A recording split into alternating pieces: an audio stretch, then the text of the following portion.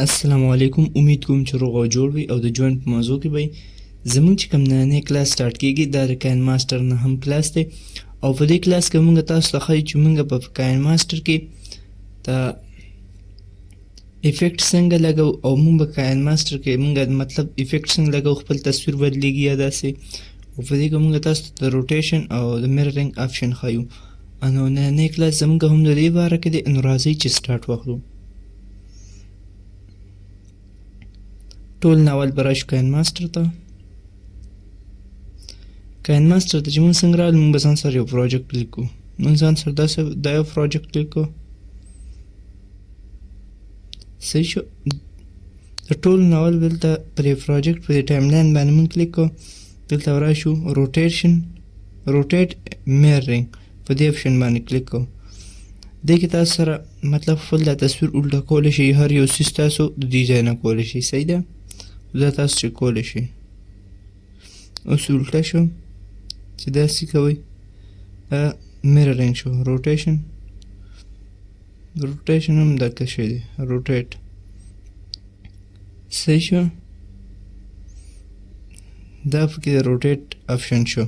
د دې نه بعد پکې کلیپ اینډ ګراف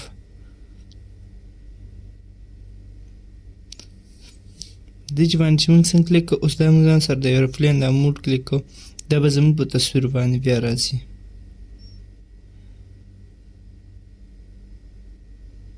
تاسو کتلی شئ. موږ صرف انیمیشن ایډ شو. که تاسو په دا نه لګول غواړئ نن باندې وکلیکئ.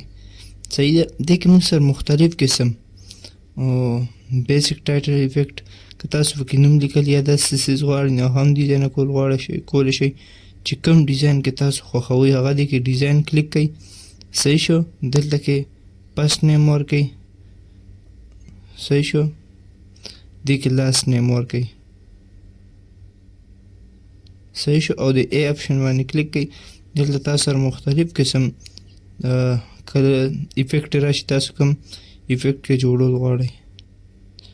صحیح شو. ډیزاین په اوکې باندې کلیک کړئ.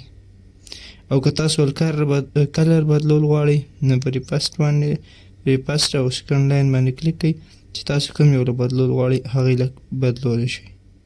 صحیح شو. زموږ سره سپین او ودې غوندې شو. صحیح شو.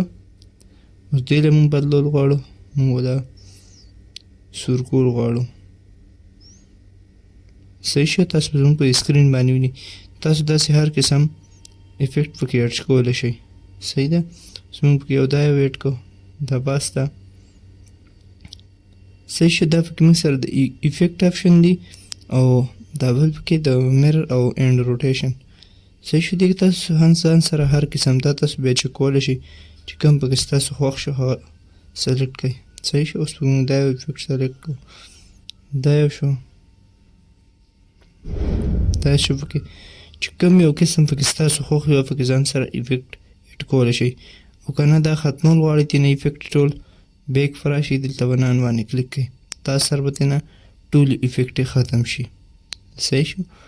نننی کلاس زموږ هم دومره و. نو که ویډیو خوښ شوي د ملګرو سره شیر کړئ. چینل ځان سره سبسکرایب کړئ. او د دې نه مخکې هم زموږ په دې چینل باندې کورسونه اپلوډ شوي دي. نو که تاسو زموږ دا یو کلاس ګورئ نو دې باندې موږ په دې چینل باندې تاسو ته پوره کورسونه اپلوډ کوو. صحیح ده. شکریہ.